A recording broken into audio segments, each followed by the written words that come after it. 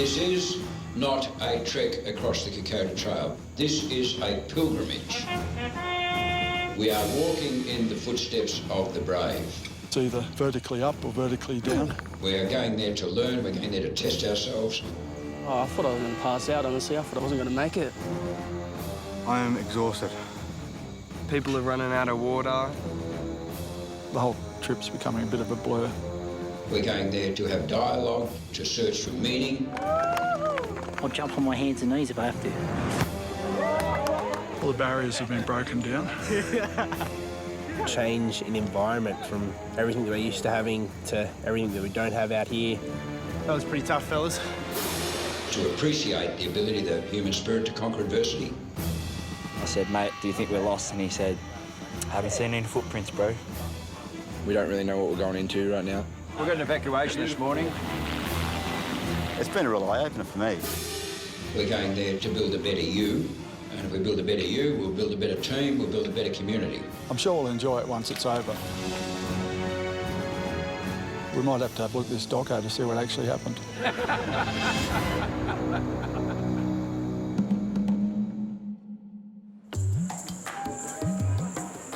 7 teenage boys have just landed in Papua New Guinea to trek the infamous Kokoda Trail with Panthers on the Prowl, the community arm of the famous NRL team.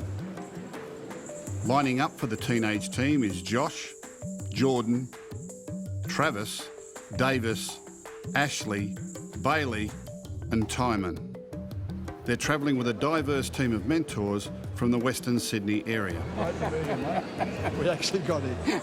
Ex-Army Major and New South Wales MP Charlie Lynn will lead the group. We're just going to exit the airport here. We'll get on the bus. It's about 25k from here up to the lodge, the Sageri Lodge. Among them is Panthers coach Ivan Cleary, State of Origin superstar Tim Grant, and new signing Jamie Soward. And word is already out that the big names have landed in Port Moresby. Peter? Yep. David? Yep. Jamie? Jamie? But Jamie is missing in action before the group even leaves the airport.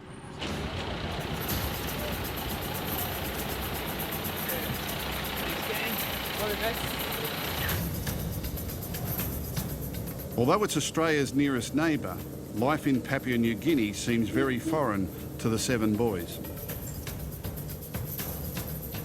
Seeing how the people live here is quite eye-opening, especially when we turned up in Port Moresby. I was quite amazed with the conditions. To see that they can live the way they live and still be so happy, especially the kids, it's really good. Safari and a half, eh?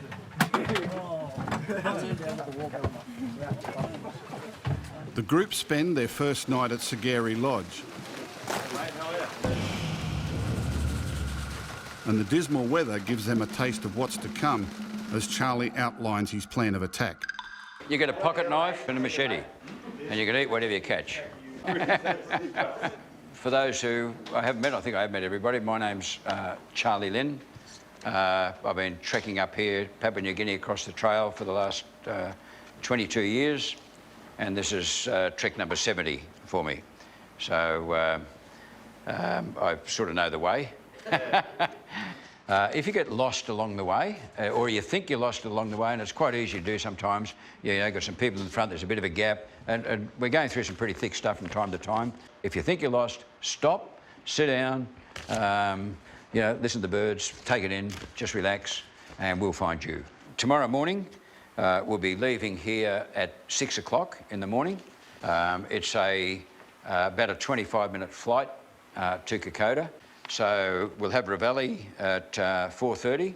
Nobody will need a wake-up call. You'll be okay. You'll be psyching yourself. Hey, wake up. Yeah.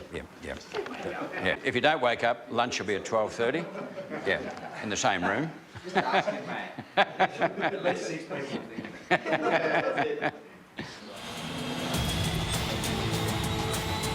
Day 1 of the trek, and the group leaves the comfort of Sageri Lodge to fly to the village of Kokoda.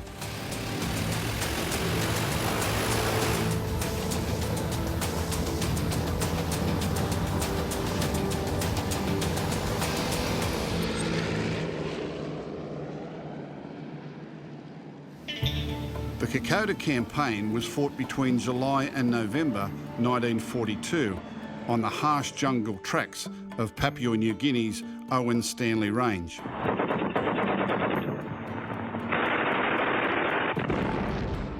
The Battle of Kokoda began when 80 raw recruits dug in to defend the Kokoda Plateau against the Japanese. Bit of a surreal experience flying over it. None of it really looked real at all. Like, it's all real luscious green, pretty breathtaking really. The average age of the Aussie soldiers was just 18. The average age of the boys flying into Kokoda is 17. I am a little bit nervous. I think it's just the unknown. We don't really know what we're going into right now, so everyone's a bit nervous, I think. If they say they're not, they're probably lying. But the group will soon realise just how tough the next 6 days are going to be.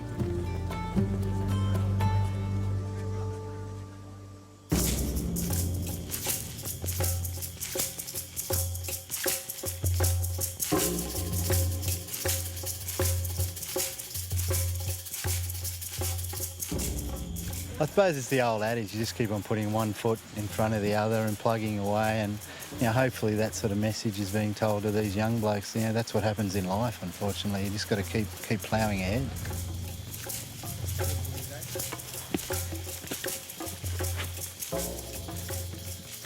I thought I was going to pass out, honestly. I thought I wasn't going to make it. Just kept pushing myself mentally, just saying, keep going, it's almost there, you're almost going to make it. Probably bigger than Blue Mountains from at home, probably, who knows, I don't know. I stopped like 4 or 5 times, was buggered, couldn't move, was tired. That last little bit was particularly tough. It's almost vertical, and certainly sorted out a few guys, and we've learned who has put the work in the last couple of months and who's been watching TV. The steep track and the dense humidity of the jungle make an exhausting combination for the trekkers. Oh, mate. One way to find out if you can do something, hey?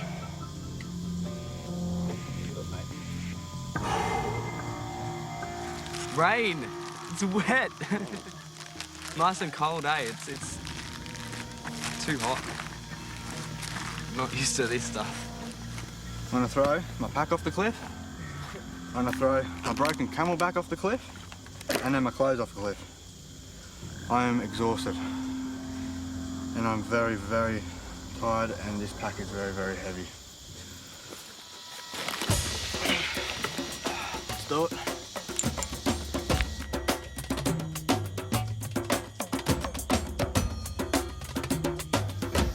We're approximately 5 or 6 hours out of Kokoda. We're actually looking down at Kokoda way off in the distance there where we flew in this morning, and it does feel like we walked every inch of it too.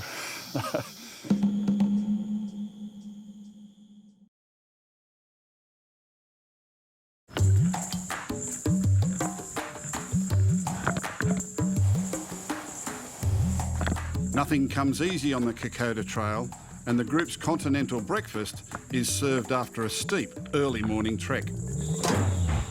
You've done well. What time did you guys set out this morning? 4:30. 4:30? Yeah. Yeah, thanks very much. Excellent.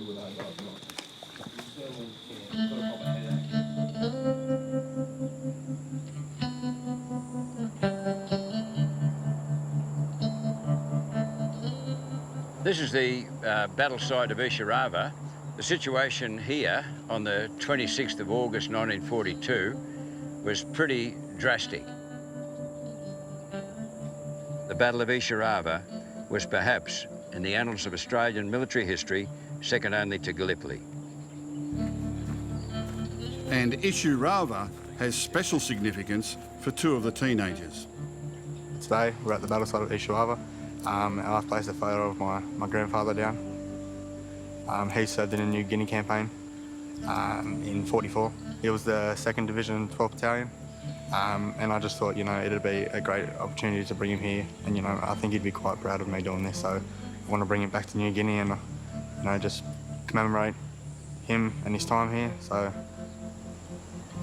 it was something I just had to do.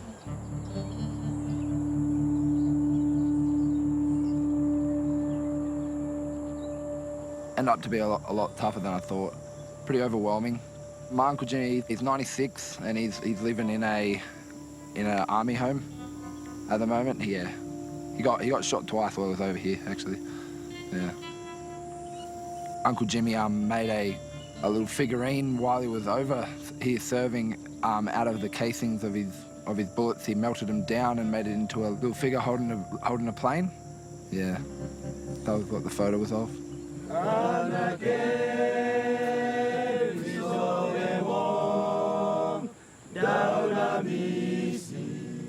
Everything was just quite overwhelming, really. I was just thinking what life would be around, like if he was around.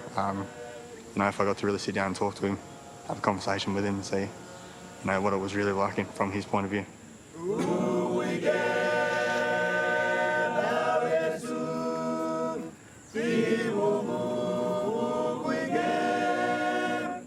Yeah, that service actually sort of helped me to push myself a lot harder.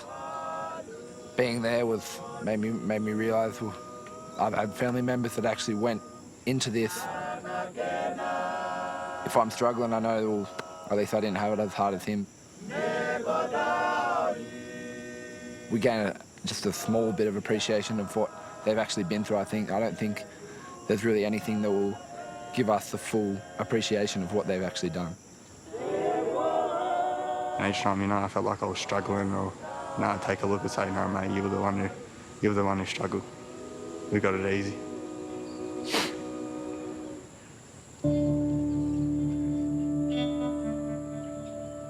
So the lesson we get out of that few young blokes here is, these people doing this, so blokes like you could achieve your potential back home.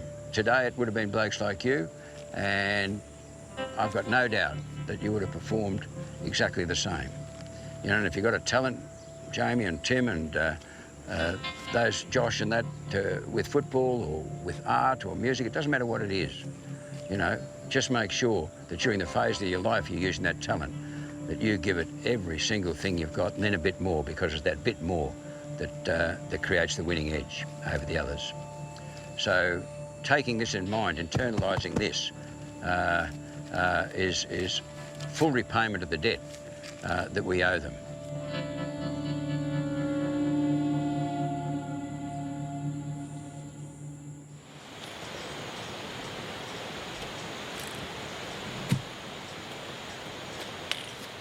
What are you doing up here?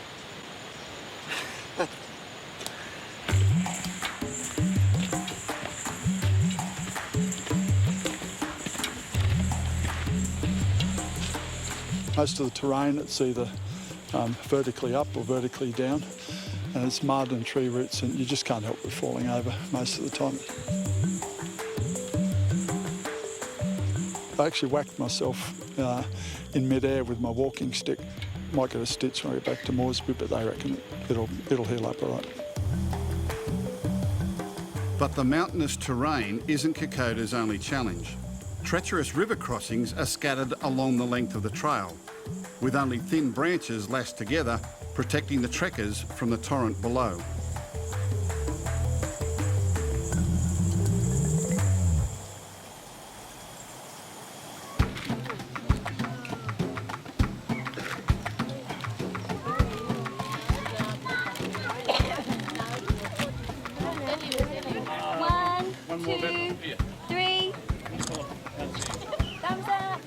Through the trek, we've been lucky enough to come past some of the local villages which have the kids in them.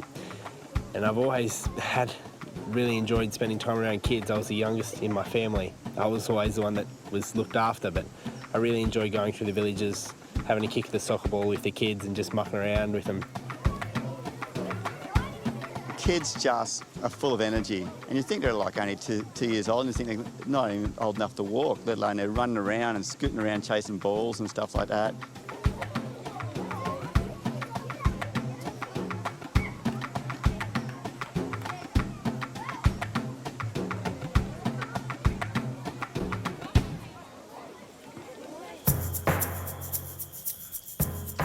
Back on the trail, and the day goes on. And on. And on.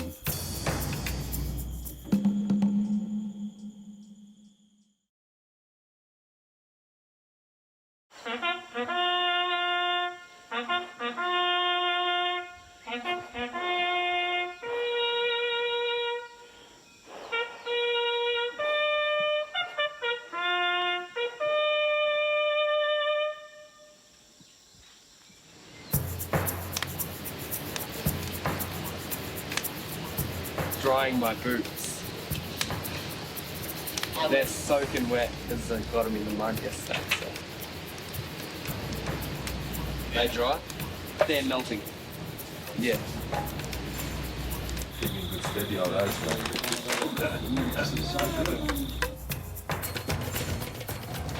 Start of day 3, and I'll be the first to admit, the first 2 were absolute gut busters, and I think Charlie has the same thing planned for us today. Ashley, Jordan, Bailey and Josh. Coming through here, it takes us about 4 hours to trek. It took the Australians 13 days to fight their way through. They just couldn't make progress. The Japanese were so desperate that they were prepared to fight to the death, and they did. And that makes your task much more difficult.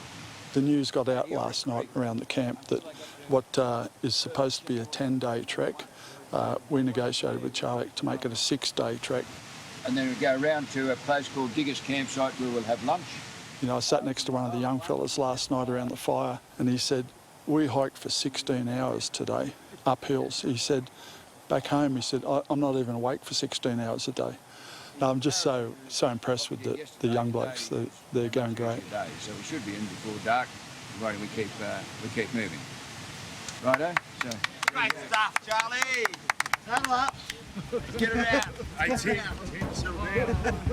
All the barriers have been broken down, and the boys feel totally at one with all the adults. They share in all the banter. It's a really tight group. Tap that shovel, brother. Let's go. Lovely. That's what we were waiting for, mate. Rock and roll.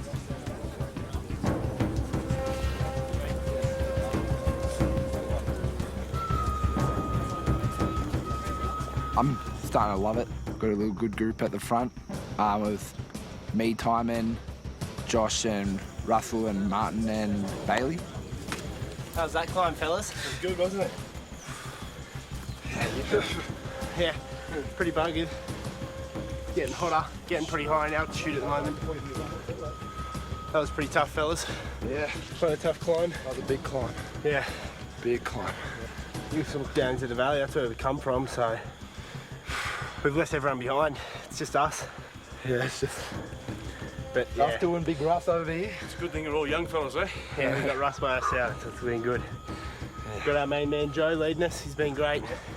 Yeah, everybody's sure. Look at the sweat dripping off me. Is this the top? Nearly.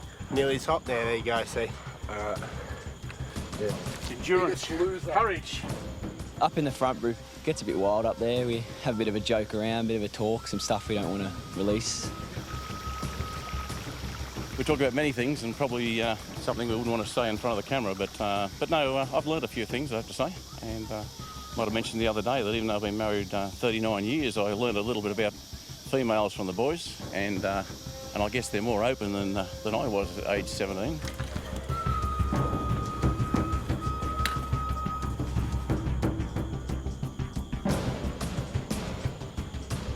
I think it's the toughest climb so far. 4, sure. Maybe got a stick. It's only falling backwards. Da, da, da, da, da, da, da, da, da. Go, Rocky. What have you got to? Just kick him back. Hey, you travelling? Can't say on TV, there's kids watching. I'll eat anything that's on the table here. I'm starving. Lunchtime at Diggers Camp, and the group's morale has hit rock bottom as the grinding climbs and Charlie's gruelling schedule take their toll. My morale's pretty shocking at the moment. I'm pretty down. My legs are starting to ache, so are my shoulders. Pack's starting to get heavy again. People are running out of water. We've got another 2 hours till fresh water stop. But Vietnam veteran Charlie is used to dealing with dissent among the troops. Charlie's regime was interesting up to probably day 3. Right.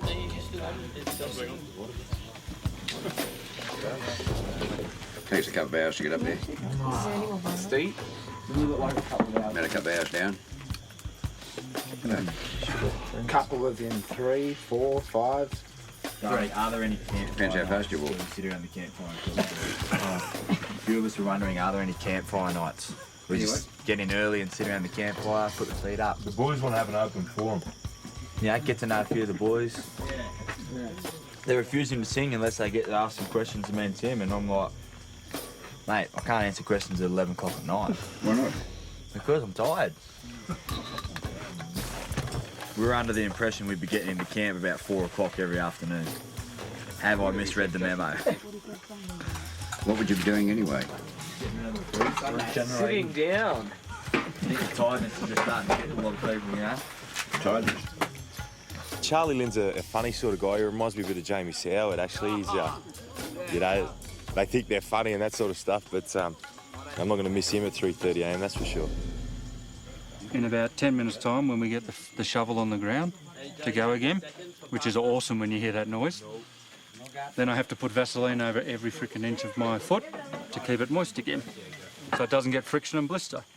So far, so good, I think. Rock and roll! The weather sets in. The tired group spreads out.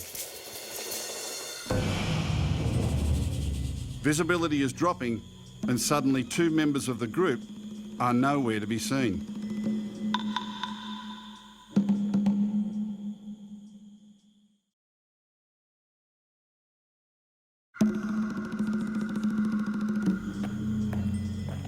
Time is ticking away on the Kokoda Trail, and the Panthers' new signing, Jamie Soward, and teenager Bailey have now been missing for hours.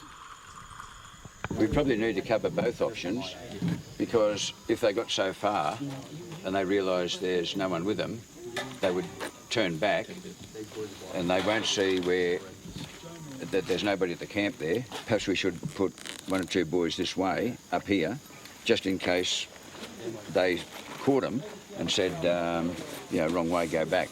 Alex, can you get radio comms with Naduri? Okay, could you put a call into them, see if they see anything? Call both Naduri and Kagi, and then we'll send 2 boys back to diggers, and so they'll either, if they catch them, bring them back, or they'll send them back, so we'll cover them either way.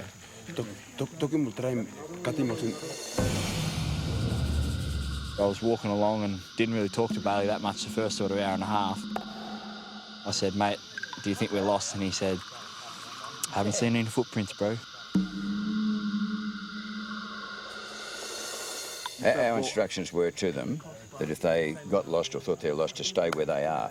So if they meet the boys, they could send them back to diggers and stay there until we find them. So we therefore need to send a couple of boys to diggers. Diggers and to small Mayala, and then back again to the main track. Okay, good on you, Nelson. Righto. Okay, have you got torches? It's good. Yeah. Have you got some food or anything to eat? And go around.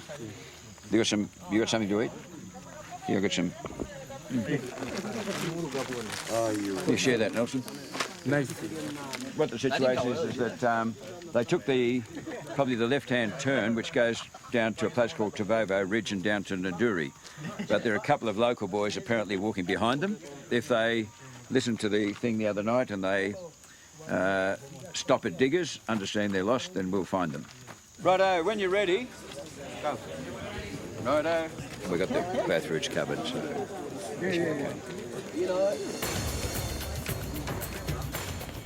With Major Charlie Lynn directing the search and rescue operation with military precision, the AWOL members of the group are eventually found safe and well. Me and Jamie were walking, and then the track went in 3 different ways, and then Jamie chose straight, so followed him. Swear brothers, did you say go straight?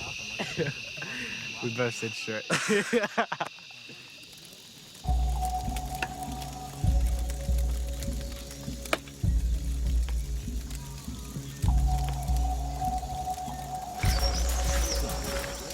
Morning. With everyone once again present and accounted for, it's another early start in spectacular surrounds for the trekkers. The trekkers are welcomed as they pass through each village, Hey. with local children more than happy to pose for photographs.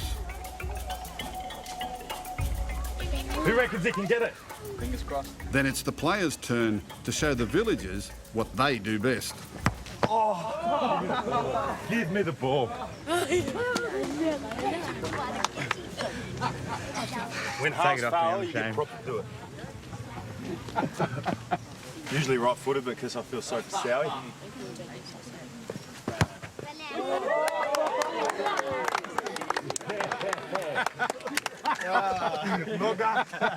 Damn it!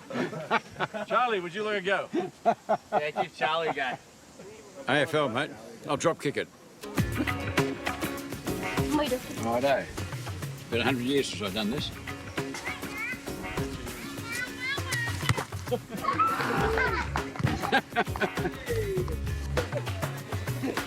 And in footy-mad Papua New Guinea, it's not hard to find a game underway.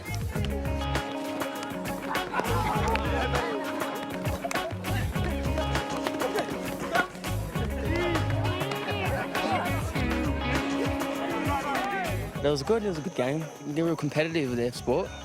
Got stepped by a little kid and I was embarrassed myself.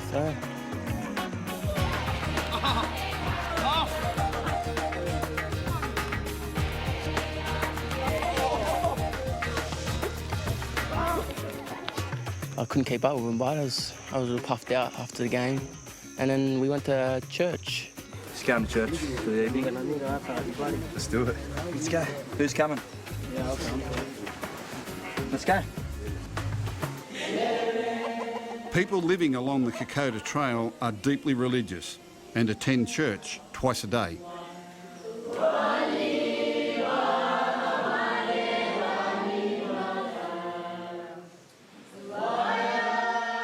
We were lucky enough to go in and sit in on their church, listen to them sing a few songs. And it was just really nice for them to let us in.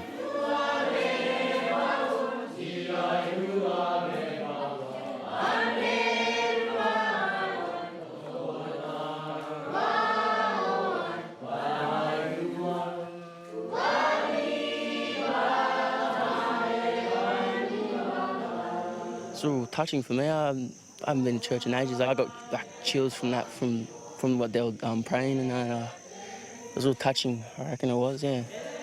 Just thinking about home really much, saw my family and that. Just like, you know, all the sins and that, try to wipe them away, wash them away, and hopefully get a better life, you know, and think about the future. But, yeah.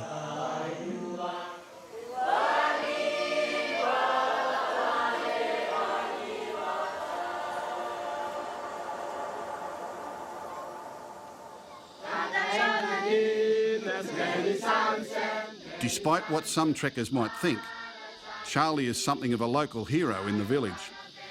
A nighttime sing-sing by the local children includes a song dedicated to Kokoda's most well-known trekker.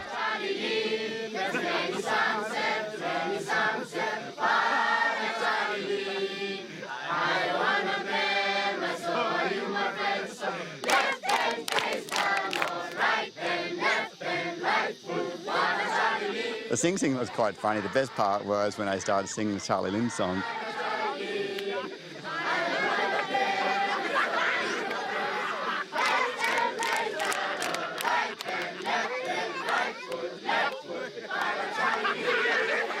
Everyone sort of, you know, shaking their hands and nodding their head and spinning around and sitting down, so it was really, really, really fun. It's just great to see how excited these little kids are, you know, they really live life in a different way to kids out in Sydney sort of thing, so it's been a real eye-opener for me.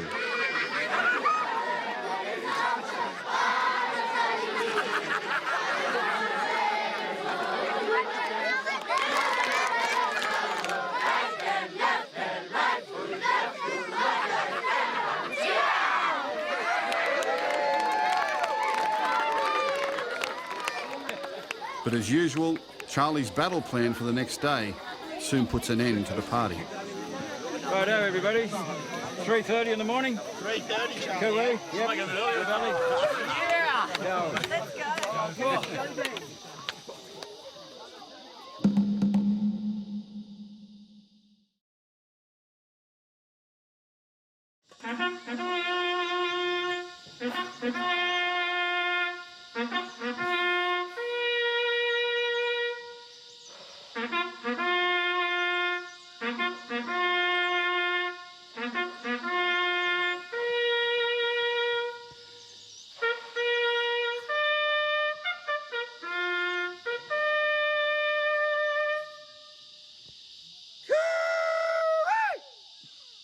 Okay, everybody!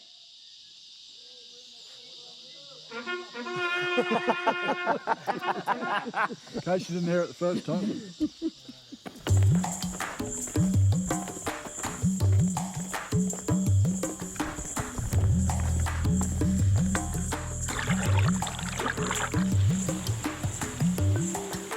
We've had a 3:30 a.m. start, I think. Charlie was keen to get ready and break camp early, so we hiked for the first few hours in the dark before we were able to have breakfast.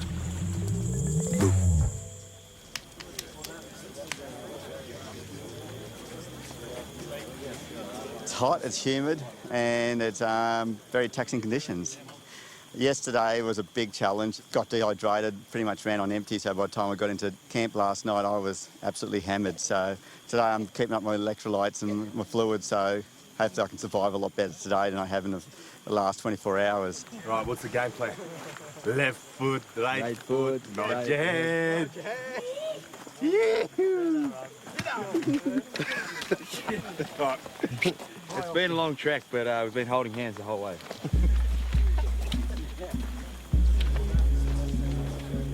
The day's been a little bit of a blur, actually. In fact, the whole trip's becoming a bit of a blur. It just seems to be a sequence of walk, trudge, and then crash in your tent and get up at 3 or 4 a.m. and do the same thing. So I'm sure we'll enjoy it once it's over and we look back, and maybe we might have to have a look at this doco to see what actually happened.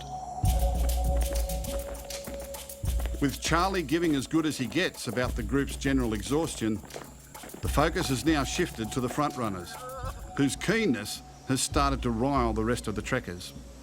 Day and a half to go. Let's get it done. Can someone get Mr. Cliche out of here? Day and a half to go. Let's get it done. Charlie, straight into camp, mate. Yeah, mate, it's all downhill. It's all down an hour, is it? All downhill. I've heard that one before, Charlie. About an hour. No detours? No detours, straight down, undulating down. And there's a Japanese position halfway down we'll have a look at. Taking up early. No, we've voted, mate. What's that? No looking, just walking to camp. Took a vote. You can't cop out this at this crucial point. I know, mate, but like you're at the 78th minute in a game, mate. What are you going to do? Walk off and just say, look, I haven't had enough? You kick it into Been the touch. Been a bit rough out here today. Kick it into touch. Just high five the cage. Get on, mate.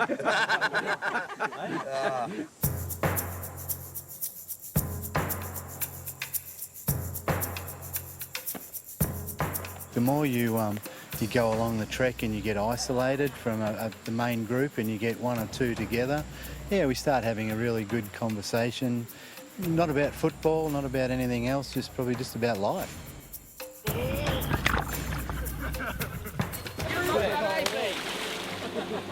A welcome early arrival into camp seems to wash away any ill feelings with some well-earned rest and relaxation. It's really cold. Yes, it's nice and warm.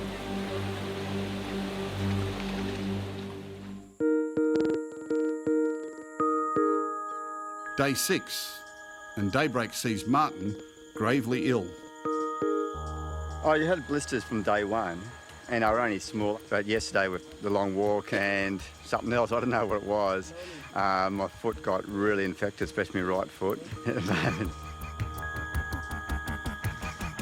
Warren, it's Charlie here, mate. Yeah, I've got an evacuation from Opie Creek. He's got a really, really badly infected foot, just cannot work on it. Look worried like you were when Sally went missing. Marty was pretty badly dehydrated yesterday, and he's got a badly infected foot. So I consulted the pharmacist with us, and he thought it was pretty well, he can't walk on it.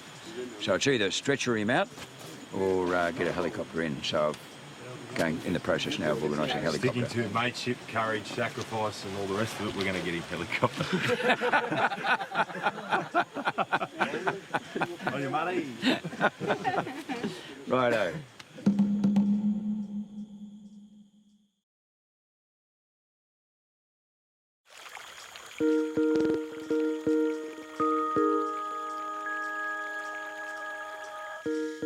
Martin is dehydrated and has a badly infected foot. Has it been like that for a while? Or is it? No, yesterday just blew up. Now I looked at this morning. Good. He is unable to walk, and a helicopter has been called to take him to Port Moresby for urgent medical attention. He might need to go on a drip for a while because he's a bit dehydrated, and then he can take him back up to Sageri. I spoke with Warren. Warren will meet him at the helipad.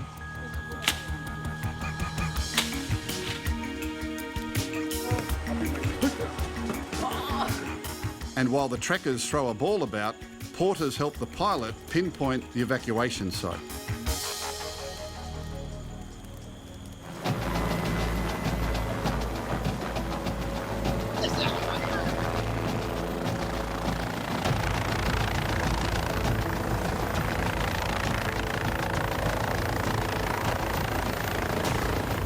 It was sad that he had to get, evacuated.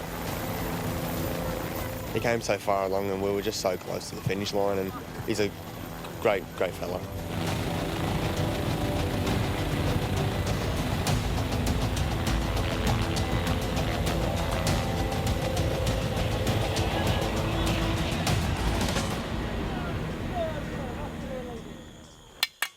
Go, let's roll it down.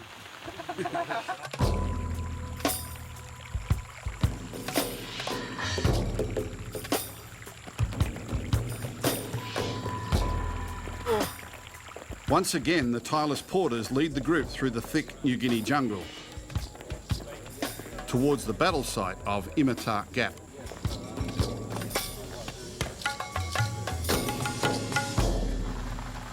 And as the pouring rain makes the 500-metre climb more and more dangerous, the porters help as the trail threatens to claim another trekker.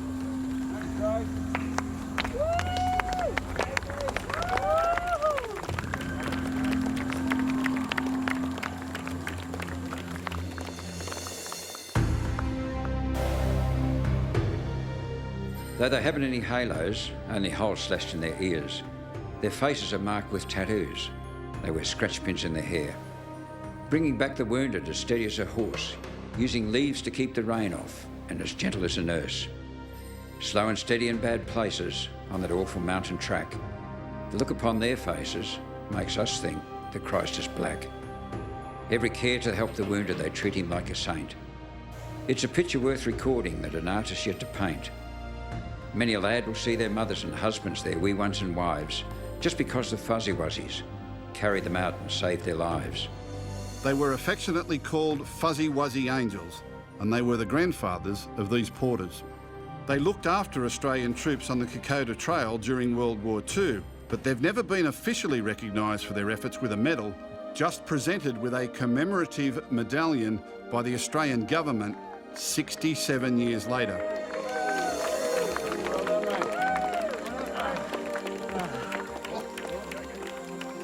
Joe wanted to carry me up for the last 15-20 minutes, but I wouldn't allow it. Part of the challenge of getting from one end to the other was to do it on my own steam, and I'll jump on my hands and knees if I have to. Papua New Guinea, now you dance to the good. After another tough afternoon on the trail, the group is treated to a final sing-sing by the porters at camp. For this land of our fathers so free, Papua New Guinea.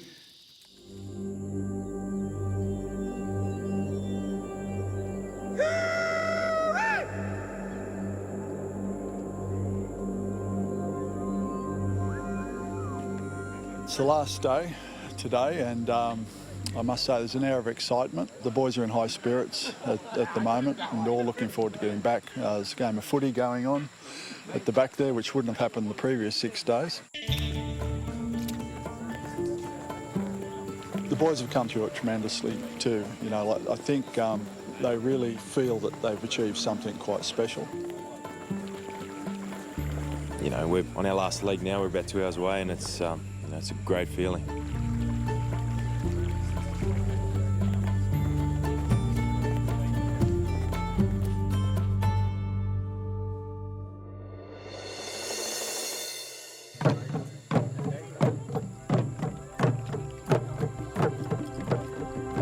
Finally, after 128 kilometres of overland struggle, the group has reached its destination and is greeted in the traditional way by the Koyari people. The trek has been tough.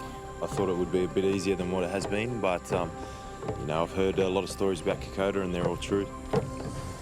It's mixed emotions about leaving because it's such a great time with a group of people and a great thing to do, but then I want to go home because you're missing it. What really pleased me was the fact that the boys said that they were keen to have me along, whether it's a father figure or a grandfather figure, I'm not too sure, but I guess they pushed me along and I pushed them along at the same time. Yeah, I think any time you get out and in a group and sort of go through what we have, it definitely brings people together. You sort of get to know people's personalities, and, the good and the bad and the ugly. I don't really open up as much as like this. I'm usually a quiet person. Just like talking to people and getting to know them, it's good. It's just been a massive growing point for myself. Like, I've learned so many lessons. There's so many mentors that I've met here, and it's just been a fantastic trip with a fantastic group of people.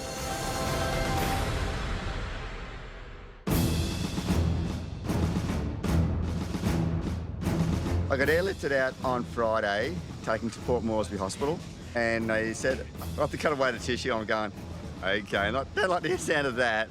So they started cleaning me up, and I thought, they're not going to use that local anaesthetic. And sure enough, they didn't, so they got the scalpel out. And all I got was a pat on the shoulders, it'll be all right. And I'm going, and it was the worst pain I ever felt in my whole life.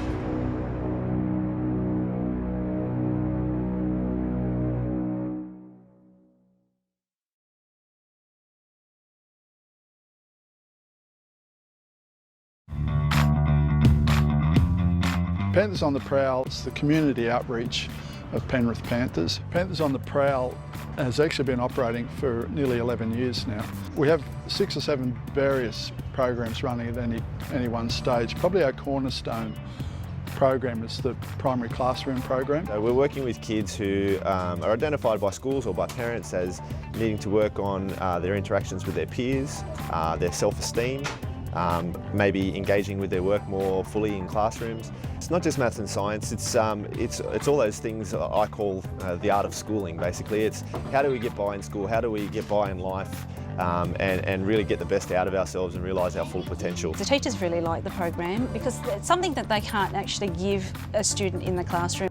When I first came here, I was maybe a bit sceptical about how much you could actually change in a term. But the feedback that we get from parents and from teachers at the end of each term is overwhelmingly positive.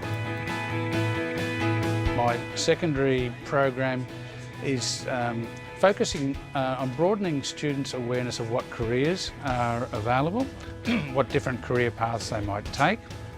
But it also involves a lot of business people in the community.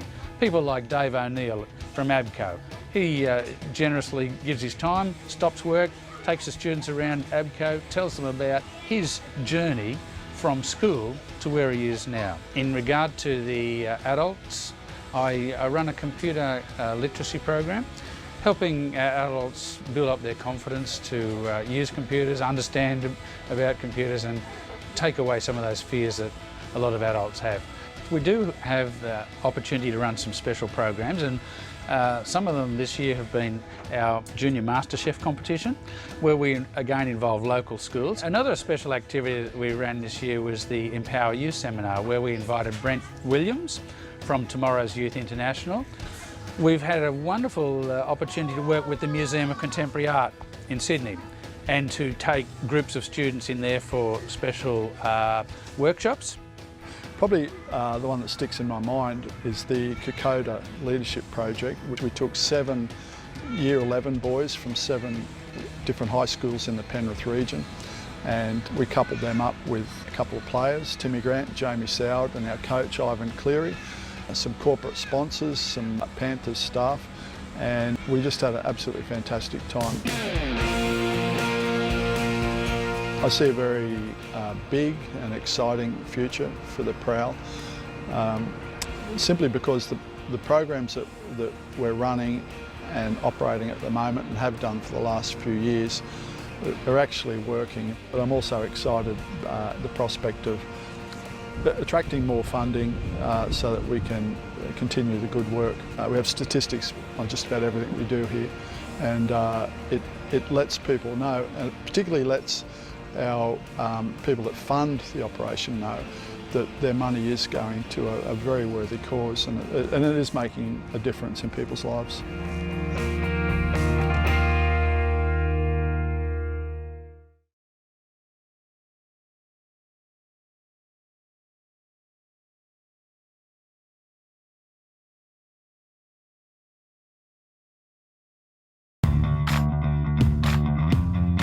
Sponsors of the Prowl help with a wide range of things involving the programs we run. Obviously, to do what we need to do out there in the community effectively, we're always looking for outside sponsorship.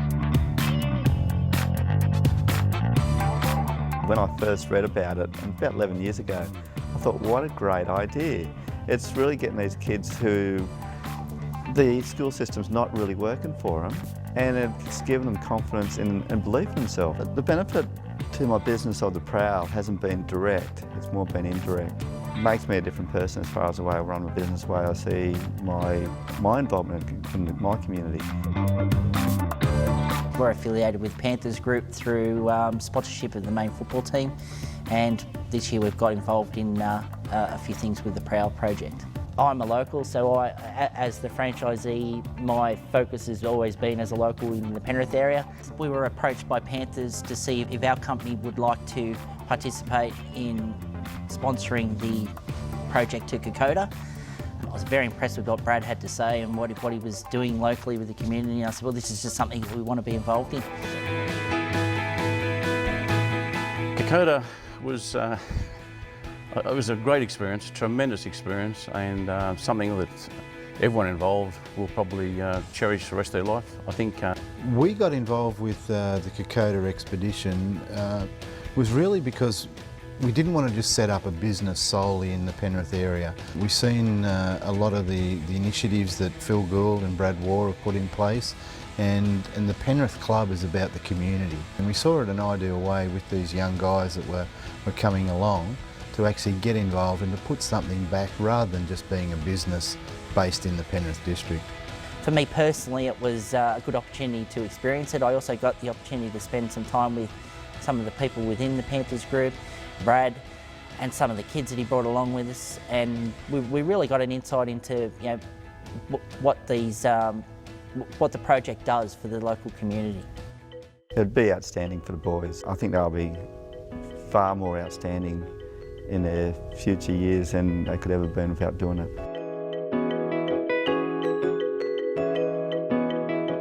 Panthers on the Prowl is a very unique organisation, but I think also from a company perspective, we've got a lot out of it. You know, being able to reassess ourselves, where we're at as a company, and being able to take on some of the values that Panthers on the Prowl certainly are imparting on the community is something that is really special. Ideally, I think the more businesses that can get involved in the Prowl project, the bigger it can become, the better results it will get, and we'll build a stronger community. It adds so much value to our society as a whole, and it's developing so many people in so many ways that they don't realise it's happening. It's great, and I'm very, very proud to be part of it. Panthers on the Prowl would like to acknowledge its major partners and sponsors who helped make the Kokoda Leadership Project a reality, including Oak, ASICS, Hertz, Tui's, ANZ Bank, Cabe Group, Martin's Chemist, Newport Recruitment and John Demestri & Co.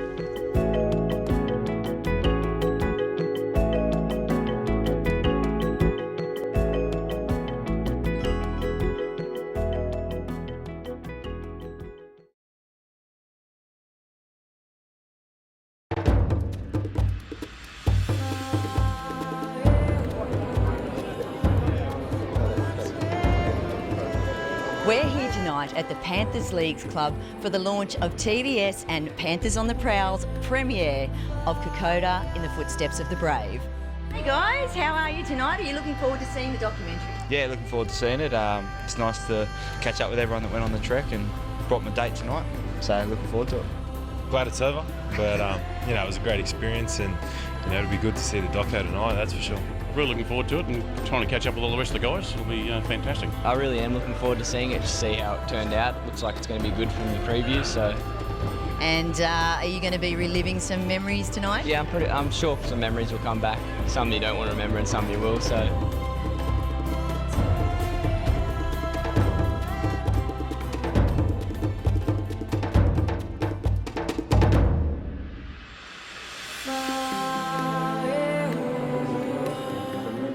So blokes like you could achieve your potential back home. Today it would have been blokes like you, and I've got no doubt that you would have performed exactly the same. A couple of them, 3, 4, 5. Depends how most people.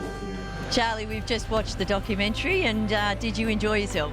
I did indeed, and I think, you know, congratulations to you. I think you captured it really, really well. I think we all saw the boys at the start. You couldn't get boo out of any of them. I think there's a lot of self-doubt, wondering what's ahead of them, but as, you know, their confidence increased along the way, they became more open. A couple of great role models there with, you know, Ivan, Tim and Jamie and Brad. And yeah, I think you captured it. It's just a great laboratory, isn't it, for young Australians, a great pilgrimage. Yeah, we saw the highs and the lows, you know, the blood, the sweat, the tears, we saw everything. Did you recall some of the emotions that you were going through on the trek? Very much so. At one point I got a bit teary when we were at the memorial, but everything just come back in, you know, spot on memory. So it was exactly how it was, and that's exactly how I felt sitting in the audience again. Josh, how did you feel watching some of those scenes in the documentary tonight? Reliving it again. Wouldn't you love to go back, eh? It was so good. Just looking back on everything we've done makes you want to go back so bad. That was great. I really enjoyed it. He's done such a good job, and it's a really, really good record of the whole thing. Except for, you know, you did have to get the part about me getting helicoptered out, but anyway.